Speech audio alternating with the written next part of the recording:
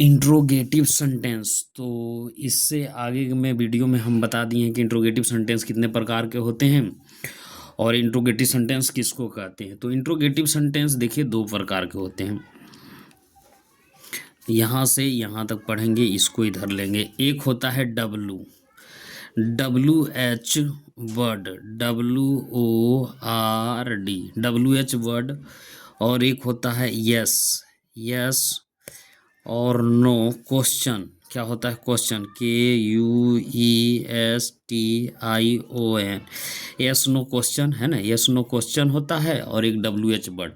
तो WH word किसे कहते हैं? वैसा शब्द,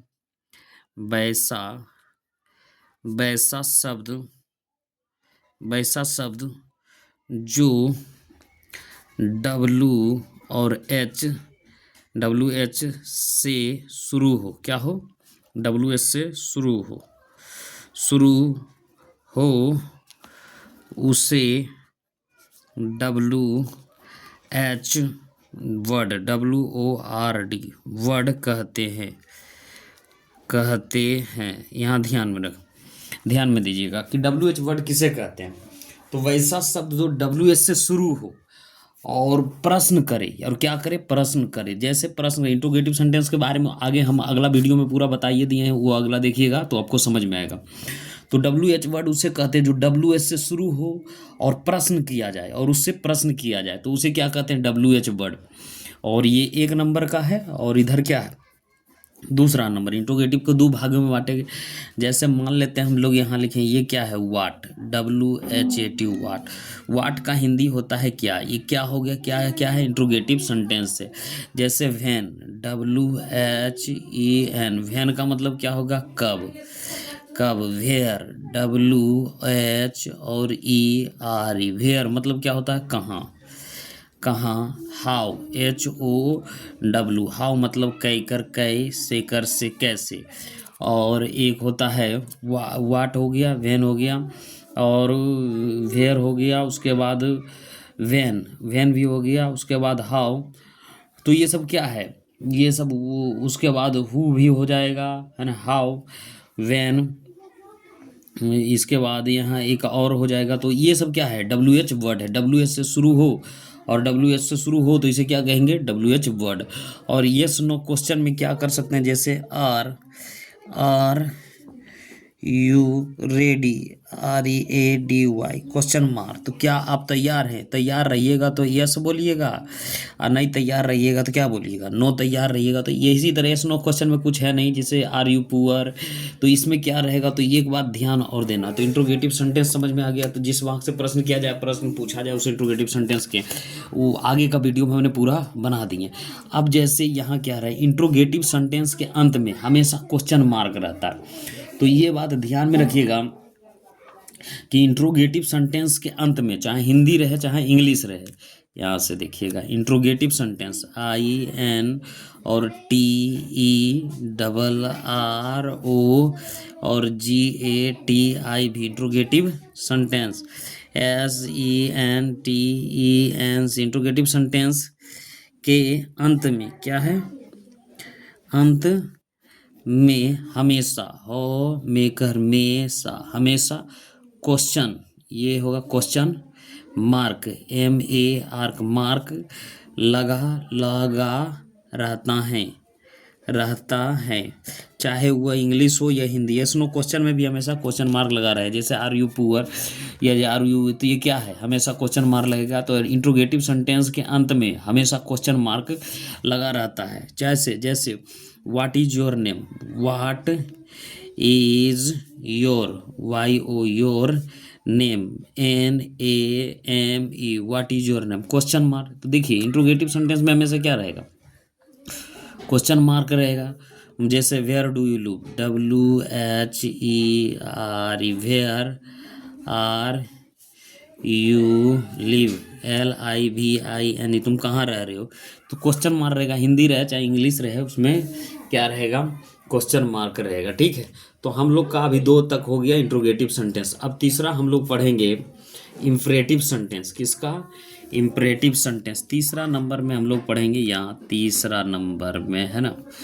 तो इम्परेटिव सेंटेंस आई एम और पी ई आर और ए टी आई भी imperative sentence S E N T E N C imperative sentence है ना। तो इसका जब डिफिनेशन पूछेगा तो किस तरीके से देना है, यहाँ से जिस वाक्य से क्या होगा, आज्ञा, हम लोग क्या दे सकते हैं, आज्ञा जब भी देंगे तो किसको देंगे, छोटे को देंगे आज्ञा। हम उम्र वाले को क्या करेंगे, अनुरोध और अनुरोध है ना। अब जिस इंपरेटिव सेंटेंस कैसे कहते हैं, तो जिस वाक्य से आज्ञा, अनुरोध या सलाह, क्या होगा, सलाह का भाव प्रकट होता है उसे इम्परेटिव IMPERATIV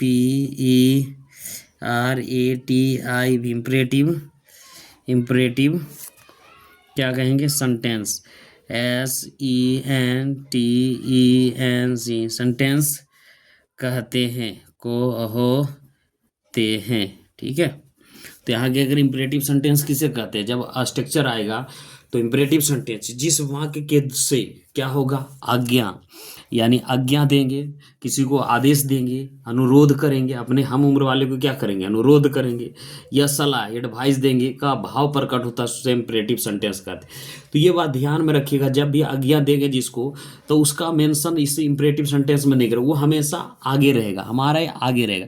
जैसे हमारे सामने को है तो उसको कह देंगे जाओ, वहाँ जाओ, जाकर वहाँ जाओ, तो क्या कर देंगे, वहाँ जाओ तो क्या कर देंगे, यहाँ गो है ना, और देयर TH और ER, वहाँ जाओ, तो क्या दे रहे हैं, इससे क्या हो रहा है, आज्ञा का बोध हो रहा है, आज्ञा दे रहा है, नहीं दे रहा है, कौन सा मार्क हो रहा है, आज्ञा का बोध हो रहा है, वहाँ जाओ, तो अपने छोटा आज्ञा का बोध हो रहा है। अब मान लो अब करेंगे, अनुरोध करेंगे, क्या करेंगे, अनुरोध और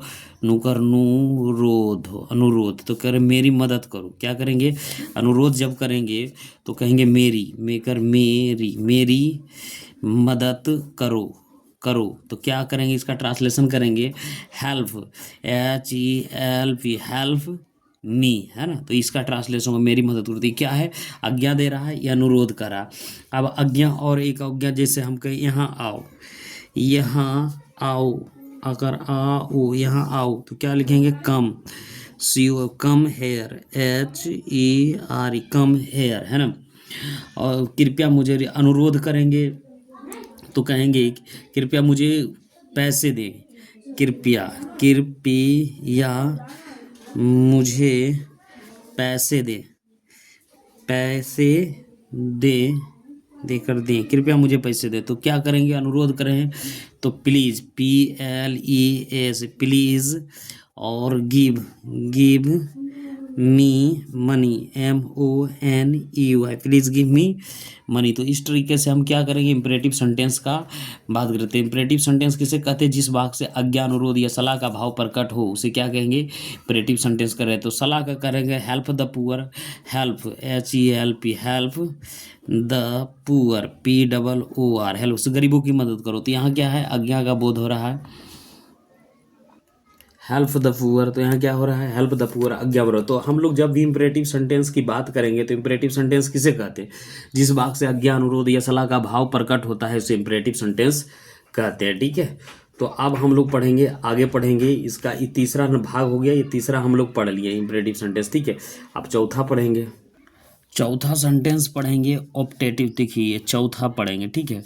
ऑप्टेटिव, O और PAT और TIV, ऑप्टेटिव सेंटेंस, SEN और TEN और C, ऑप्टेटिव सेंटेंस, ठीक है। तो इसको क्या कहेंगे, ठीक है। तो इसमें क्या करेंगे, ऑप्टेटिव सेंटेंस किसे कहते हैं, तो यहाँ लिखेंगे जिस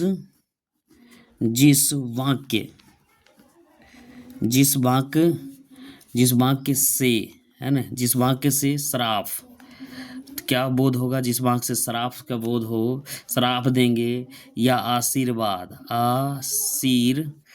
और आशीर्वाद, आशीर्वाद जिस वाक्य से श्राप, आशीर्वाद या प्रार्थना, पोरोसंजू और थ अन्ना, प्रार्थना या इच्छा, इच्छा का भाव व्यक्त होता है,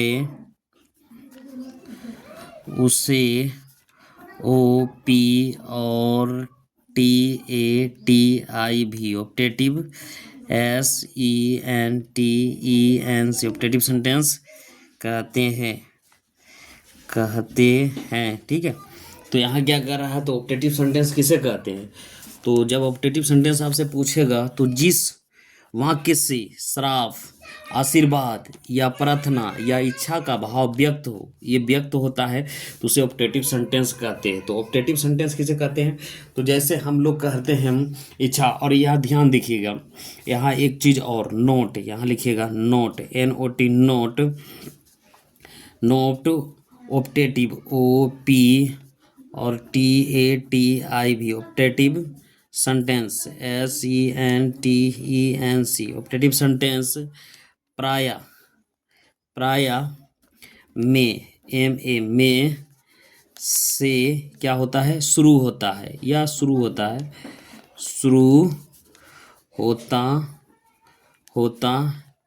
है और अंत में, है ना, और अंत में एक्सक्लेमेशन मार्क, EX और CL और AMATION एक्सक्लेमेशन का चिन्ह क्या होता है? चिन्ह लगता है, लोगोता है, तो इससे पहचान जाएंगे। तो एक्सक्लेमेशन चिन्ह का ये मार्क हो गया। ठीक है, एक्सक्लेमेशन चिन्ह लगता है, तो ये नोट ध्यान देखिएगा। तो ऑप्टेटिव सेंटेंस जिस वाक्य से श्राप, आशीर्वाद या प्रार्थना, इच्छा का भाव का व्यक्त होता है, उसे ऑप्टेटिव सेंटेंस कहते हैं। नोट, ऑप्टेटिव सेंटेंस प्राय में से शुरू होता है और अंत में क्या लगता है? एक्सक्लेमेशन चिन्ह मार्क लगता है। तो ये क्या होता है? आशीर्वाद दिया थे। जैसे मान लेते हैं, जैसे भगवान तुम्हारी मदद करे, भगवान तुम्हारी मदद करे, तो मदद करे, को रे भगवान तुम्हारी मदद करे। देखिए इसमें भी एक्सक्लेमेशन चिन्ह रहेगा। तो मैं से स्टार्ट करेंगे, मैं, और God, GOD, God, help, help you, may God help you. देखिए एक्सक्लेमेशन चिन्ह मार्क लगा, भगवान तुम्हारी मदद करे। तो क्या कर रहा है? ये आशीर्वाद का बोध कर रहा है? नहीं कर रहा है। यहाँ देखिए आशीर्वाद दे रहा है, भगवान तुम्हारी मदद करे, मे गॉड हेल्प यू। इसके बाद और करेंगे, जैसे तुम्हारी आयु लंबी हो, तो इसका क्या करेंगे? May you live, LIV live, और long, LONG live long, exclamation mark, may you live long, तुम्हारी आयु क्या हो जाओ? लंबी हो जाओ। मैंने ट्रांसलेशन का वीडियो बहुत सारा बना दिया है, ये समझ में नहीं आ रहा है इसका इंग्लिश, तो आप ट्रांसलेशन के देख के ही समझ सकते हैं। ठीक है, तो मे यू लिव लॉन्ग। उसके बाद आप श्राप देंगे तो may you die, DIE, may you die, तुम मर जाओ, है ना। और यहाँ ये फिर एक और करेंगे, मे ही सक्सीड, SU और CCED, में ही सक्सीड, क्वेश्चन मार्क। तो इस तरीके से बनेगा। ठीक है, तो यहाँ पे कहना क्या है, यहाँ से तो ऑप्टेटिव सेंटेंस क्या है? जिस वाक्य से श्राप, आशीर्वाद, प्रार्थना, इच्छा का भाव हो, तो ऑप्टेटिव सेंटेंस कहते हैं। एक सेंटेंस और बच गया जिसको हम लोग अभी ही ख़त्म करेंगे, जिसका नाम है क्या है? अब है एक्सक्लेमेटरी सेंटेंस, यानी विस्मयादि बोधक। तो 5 में हम क्या करेंगे? एक्सक्लेमेटरी सेंटेंस, EX और CL और AM और ATORY, exclamatory sentence, SENTENC, exclamatory sentence, है ना। तो एक्सक्लेमेटरी सेंटेंस किसे कहते हैं? ये तो हम ऊपर में ही बता दिए, लेकिन यहाँ हम क्या करेंगे? यहाँ वो चीज़ नहीं बताएंगे, सिर्फ इसका डिफिनेशन हम लोग बताएंगे। ठीक है, तो यहाँ क्या करेंगे? जिस जिस वाक्य से क्या करा, आकस्मिक, काकर का सौमिक, आकस्मिक प्रसन्नता, परस अधनता, आकस्मिक प्रसन्नता या दुख या आश्चर्य या घृणा या क्रोध या प्रशंसा की तीव्र क्या हो, अभिव्यक्ति हो, अभिव्यक्ति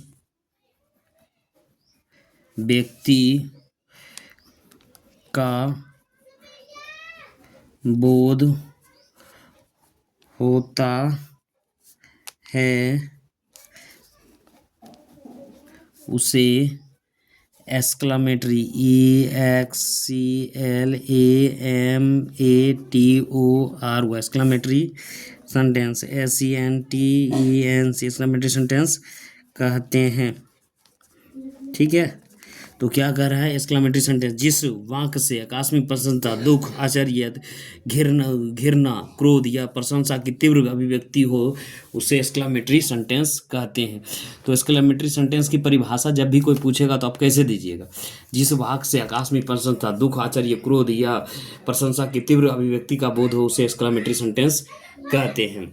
तो इसमें क्या है, एक्सक्लामेटरी सेंटेंस में भी देखिएगा, हमेशा तो नहीं, लेकिन जहाँ जहाँ ज़रूरत होगा वहाँ वहाँ लगेगा। तो जैसे अल्लास A और LA लास exclamation mark, my cat CAT cat is died DEAD died. हे भगवान, मेरा क्या कह रहा है, अल्लास, ओह मेरा बिल्ली मर गया, कितना मूर्ख है, वाट अ फूल WAT वाट ए FL फैल, कितना मूर्ख है ना, कितना सुंदर सीन है। तो जब इसका ट्रांसलेशन करेंगे तो वो कितना सुंदर सीन है, तो जब इसका ट्रांसलेशन करेंगे तो वाट WHAT वाट ABE और AU और TIFU ब्यूटीफुल, सीन SC और ENE scene, it is question mark, है ना,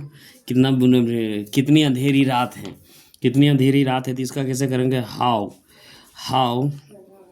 dark DARK dark, the night NIGHT night, it is कितनी अंधेरी रात है।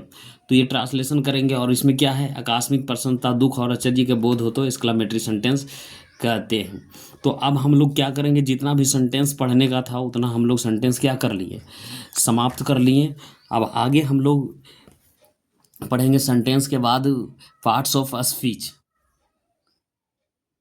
अब हम लोग पढ़ेंगे पार्ट्स, P और ARTS, पार्ट्स ऑफ SPEE और CH, पार्ट्स ऑफ स्पीच, यानी इसको बोलते हैं शब्द भेद, है ना, शब्द भेद।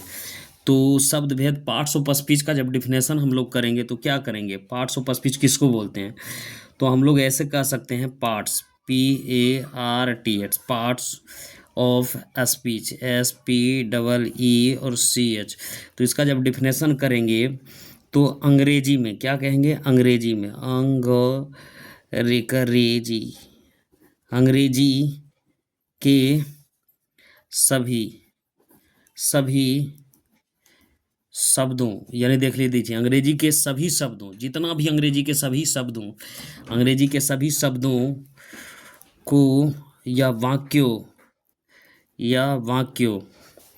में कार्य क्या होता है, कार्य एवं प्रयोग के विचारों से कितने भागों में बांटा गया है, 8 भागों में बांटा गया है ना। तो क्या कर रहा है, यहाँ से ध्यान दीजिएगा, क्या कर रहा है, पार्ट्स ऑफ स्पीच, अंग्रेजी के सभी शब्दों को वाक्यों में कार्य एवं प्रयोग के विचारों से 8 भागों में बांटा गया है ना। इनमें से प्रत्येक भाग को पार्ट्स ऑफ स्पीच कहते हैं। इनमें से प्रत्येक भागों को पार्ट्स ऑफ PARTS पार्ट लिखेंगे, part of speech SPEECH speech कहते हैं, है ना। तो क्या हो गया, पार्ट्स ऑफ स्पीच, अंग्रेजी के सभी शब्दों के एकदम वाक्यों में कार्य एवं प्रयोग के विचारों से 8 भागों में बांटा गया। इनमें से प्रत्येक भाग को पार्ट, यहाँ पार्ट्स नहीं होगा, यहाँ पार्ट्स ऑफ स्पीच कहते हैं। तो प्रत्येक भाग को क्या कहेंगे, पार्ट्स ऑफ स्पीच। नाउन क्या है, अभी देखिए ये क्या है, जैसे नाउन क्या है, ये पार्ट्स ऑफ स्पीच है। प्रोनाउन भी पार्ट्स ऑफ स्पीच का एक भाग है ना। पार्ट्स ऑफ स्पीच कहते हैं प्रत्येक भागों, इनमें से प्रत्येक भागों को क्या कहेंगे, पार्ट्स ऑफ स्पीच। प्रत्येक भागों को पार्ट्स ऑफ स्पीच कहते हैं। तो कार्यों के आधार पर यहाँ देखिए, पार्ट्स ऑफ स्पीच शब्द, पार्ट्स ऑफ स्पीच अंग्रेजी के सभी शब्दों के वाक्य कार्य एवं प्रयोग के विचारों से 8 भागों में बांटा गया। इनमें से प्रत्येक भाग को पार्ट ऑफ स्पीच कहते हैं, पार्ट ऑफ स्पीच कहते हैं। जैसे इसको भी हम बोल सकते हैं, नाउन को क्या बोल सकते हैं, नाउन को NOUN। नाउन क्या है, पार्ट्स ऑफ स्पीच है यहाँ, यानी हिंदी क्या होगा, इसका संज्ञा होता है, ठीक है। 1 नंबर में नाउन का हिंदी क्या हो गया, संज्ञा, ठीक है। उसके बाद दूसरा में क्या हो गया, दूसरा में हो गया प्रोनाउन, PRONOUN। प्रोनाउन का हिंदी क्या हो गया, सर्व नाम हो गया, ठीक है। तीसरा नंबर में एडजेक्टिव AD और JECTIV, एडजेक्टिव क्या हो गया, विशेषण, विशेषण। तो यहाँ क्या कर सकते हैं, तो ये सब पार्ट्स ऑफ स्पीच, प्रत्येक भाग को, तो ये भी प्रत्येक भाग पार्ट ऑफ स्पीच है, ये भी पार्ट ऑफ स्पीच, ये भी पार्ट ऑफ स्पीच। चौथा में क्या है, चौथा में वर्ब, VERB, वर्ब का हिंदी क्या होता है, क्रिया। इसी तरीके से 5 में क्या है, एडवर्ब, AORDVERB। एडवर्ब को हिंदी में क्या बोलते हैं, क्रिया विशेषण, क्रिया विशेषण, ठीक है। उसके बाद 6 में क्या है, 6 में है प्रीपोजिशन, PR और EP और OSI और TION, प्रीपोजिशन, यानी हिंदी होगा संबंध यहाँ लिखाएगा, यहाँ नहीं, संबंध संबंध बोधक अव्यय, OBI, संबंध बोधक अव्यय। 7 नंबर में क्या होगा, 7 नंबर में होगा कंजक्शन, CON और JU और N और C और TION, कंजक्शन, यानी सो, मुकर, मुँह, आधा चो यो, बोधक, समुच्चय बोधक। और 8वां में क्या होगा, 8वां में होगा INTERJ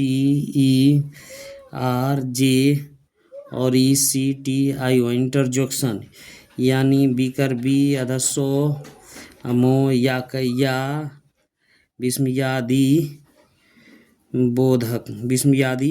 तो कितने हो गए, 8 हो गए। तो 8 हो, तो यहाँ हमने पढ़ा दिए, ठीक है। पार्ट्स ऑफ स्पीच कीजिए, पार्ट्स ऑफ स्पीच अंग्रेजी के सभी शब्दों के वाक्यों में कार्य एवं प्रयोग के विचारों से 8 भागों में बांटा गया। तो अंग्रेजी में इनमें प्रत्येक भाग को क्या कहते हैं, पार्ट ऑफ स्पीच कहते हैं। तो नाउन को भी पार्ट्स ऑफ स्पीच, प्रोनाउन को भी पार्ट ऑफ स्पीच, एडजेक्टिव को पार्ट ऑफ स्पीच, वर्ब को भी पार्ट्स ऑफ स्पीच, एडवर्ब को भी part of speech, preposition, conjunction, interjection, जितना भी है इसको क्या कहेंगे, पार्ट्स ऑफ स्पीच। और ये ध्यान दीजिएगा कि नाउन का हिंदी क्या होता है, संज्ञा होता है। प्रोनाउन का हिंदी क्या होता है, सर्वनाम होता है। एडजेक्टिव का हिंदी क्या होता है, विशेषण होता है। वर्ब का हिंदी क्या होता है, क्रिया होता है। एडवर्ब का होता है क्रिया विशेषण। प्रीपोजिशन का हिंदी क्या होता है, संबंध बोधक अव्यय। कंजक्शन का समुच्चय बोधक और इंट्रोजेक्शन का विस्मयादि बोधक। तो ये 8 भागों में बांटा गया है ना। तो अब हम लोग एक एक करके क्या करेंगे, अभी बेसिक से पढ़ेंगे, है ना। तो बेसिक से सबसे पहले पार्ट्स ऑफ स्पीच में किसके बारे में पढ़ेंगे, नाउन के बारे में, फिर प्रोनाउन के, फिर पहले नाउन के बारे में पढ़ लेते हैं, उसके बाद प्रोनाउन के, यानी नाउन के बारे में पढ़ते हैं यहाँ, ठीक है। ये सब बेसिक चीज़ है। नाउन, NOUN, नाउन है ना। तो नाउन का हिंदी क्या होता है, यहाँ से 1 नंबर नाउन है ना। नाउन का जैसे हमने बता दिया था कि हिंदी क्या होता है, संज्ञा है ना, संज्ञा।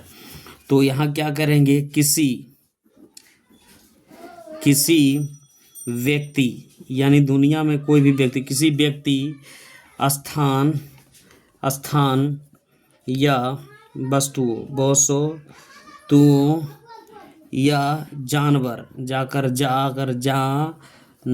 जानवर के नामों, क्या होते हैं, नाम को नाउन, NOUN, नाउन कहते हैं।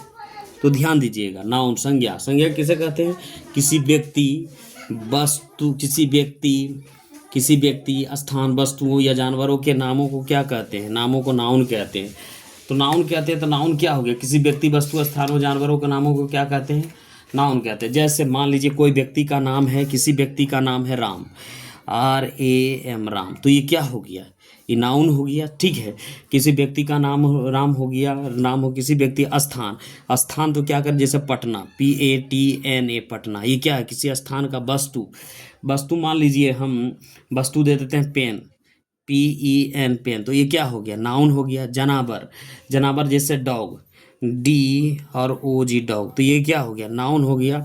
यानी किसी भी, राम, पटना, पेन, डॉग, तो किसी व्यक्ति, स्थान हम लिख देते हैं अभी दिल्ली, DELHI, दिल्ली भी हो गया। दुनिया में जितना भी स्थान है, मान लीजिए कोई भी हो गया, कोई टेबल क्या है, TABL, टेबल क्या है, टेबल वस्तु है, समझ रहे हैं ना। तो किसी व्यक्ति, वस्तु, स्थानों को, नामों को क्या कहते हैं, नाउन कहते हैं। नाउन किसे कहते हैं, किसी, यहाँ देखिए, किसी व्यक्ति, स्थान, वस्तु, जानवरों को, नाम को क्या कहते हैं, नाउन कहते हैं। तो राम क्या है, किसी व्यक्ति का नाम होगा, पटना क्या है, स्थान है, पेन क्या है, वस्तु है, डॉग क्या है, जानवर है, और दिल्ली क्या है, स्थान है, टेबल क्या है, वस्तु है। तो दुनिया में जितना भी व्यक्ति, वस्तु, जानवरों को, नामों को क्या कहते हैं, नाउन कहते हैं। यहाँ तक कोई दिक्कत समझ में आ गया होगा, समझ में आ गया। उसके बाद हम लोग अभी बेसिक सिर्फ नाउन के बारे में समझ में आ गया कि नाउन ये चीज़ है, इसका अभी भेद बाद में पढ़ेंगे, सिर्फ नाउन।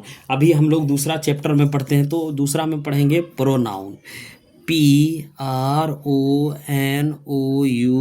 प्रोनाउन। प्रोनाउन का हिंदी हम लोग जैसे जानते हैं सर्वनाम, प्रोनाउन का हिंदी क्या होता है, सर्वनाम, है ना। तो वह शब्द जो किसी नाउन के बदले आता है, प्रोनाउन क्या कहेंगे, अब यहाँ से हम करेंगे प्रोनाउन, PRONOUN, प्रोनाउन वह शब्द है जो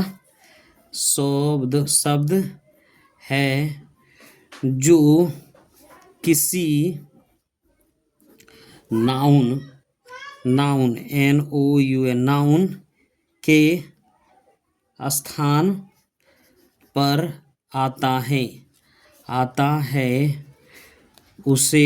प्रोनाउन कहते हैं।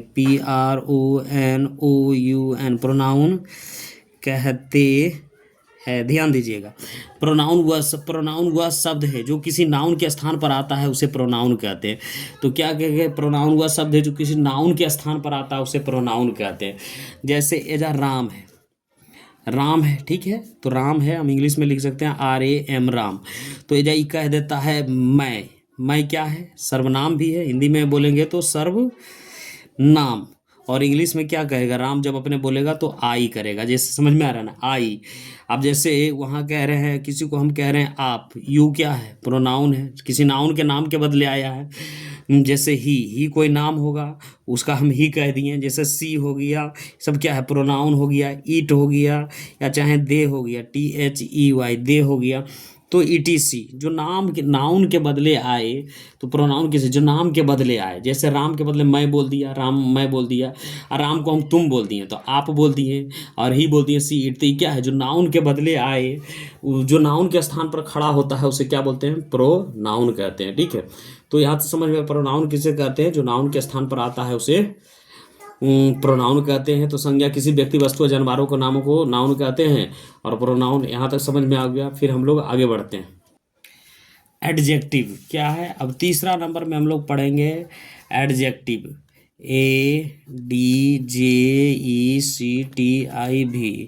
एडजेक्टिव का हिंदी होता है विशेषण, बी से कर से सन क्या होता है? एडजेक्टिव का हिंदी होता है विशेषण, है ना।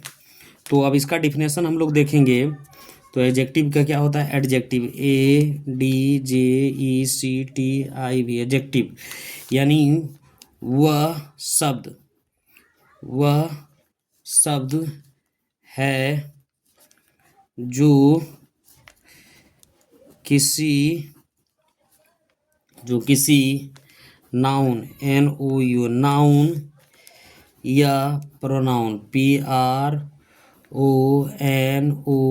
प्रोनाउन की विशेषता बीकर बी से कर से सोता विशेषता बताता हो, बो ताकर ताता हो बताता हो, उसे क्या कहेंगे? उसे एडजेक्टिव कहते हैं। उसे एडजेक्टिव ADJECTIV एडजेक्टिव कहते हैं, ऐसे कह सकते हैं, ठीक है। तो एडजेक्टिव की परिभाषा, एडजेक्टिव वह शब्द हैं जो किसी नाउन या प्रोनाउन की विशेषता बताता है, उसे एडजेक्टिव कहते हैं। तो किसी नाउन या प्रोनाउन की विशेषता बताए, जैसे अब हम राम लिखती हैं, राम क्या है? नाउन है। Ram is good, GOOD good, तो यह क्या बता रहा है? विशेषता बता, राम कैसा है? अच्छा है। तो ये क्या है? यही है एडजेक्टिव AJECTIV एडजेक्टिव, समझ रहे हैं ना। अब Ram RAM Ram is bad, Ram बुरा है, तो ये भी तो विशेषता बता रहा था, इसको तो भी कह सकते हैं ADJECTIV एडजेक्टिव, है ना। तो मान लीजिए हम यहाँ तो क्या है, जो यहाँ तो समझ में आ रहा है ना, एडजेक्टिव किसे कहते हैं? एडजेक्टिव विशेषण। एडजेक्टिव किसे? वह सब जो किसी नाउन या प्रोनाउन की विशेषता बताते होते हैं। क्या कर रहा है? नाउन की विशेषता दोनों जगह बता रहा है, अब हम बता रहे हैं यहाँ प्रोनाउन की। सी इज क्या है? प्रोनाउन के बदले आया है, तो pronoun she is beautiful, BEAUTIFUL, she is beautiful. तो सी क्या है? प्रोनाउन, और ब्यूटीफुल क्या है? विशेषता बता रहा है। तो जो संज्ञा सर्वनाम की विशेषता बताता है उसे क्या कहते हैं? विशेषण कहते हैं। तो ये ब्यूटीफुल क्या है? एडजेक्टिव है, ठीक है। तो एडजेक्टिव का बहुत तरह का होता है, तो उसको हम लोग थोड़ में जैसे हम लोग लिख देते हैं। जैसे आप गुड क्या है? गुड हो गया एडजेक्टिव, GOOD गुड हो गया। बेड हो गया, BAD बेड एडजेक्टिव हो गया। युगली, UGLY युगली भी हो गया। ब्यूटीफुल, BEAUTIFUL ब्यूटीफुल हो गया। ये सब क्या है? विशेषता है। उसके बाद हेल्दी, HEA और LTHY हेल्दी क्या है? विशेषता है। अनहैप्पी, NHAPPY अनहैप्पी क्या है? विशेषता है। Big, BIG big. उसके बाद स्मॉल, SMALL स्मॉल, ठीक है। THIN थीन। उसके बाद FAT फैट। उसके बाद red, RAD red. White, WHIT white. उसके बाद क्या है? ये सब क्या है? ये सब विशेषता बता रहा है, ठीक है। ये विशेषण है, ये सब जो भी दिख रहा है आपको विशेषण दिख रहा है, ठीक है। उसके बाद हम लोग आगे पढ़ेंगे वर्ब, ठीक है। तो वीडियो लंबा हो जाएगा, तो वर्ब अब दूसरा चैप्टर में हम पढ़ेंगे, दूसरा वीडियो में बनाएंगे।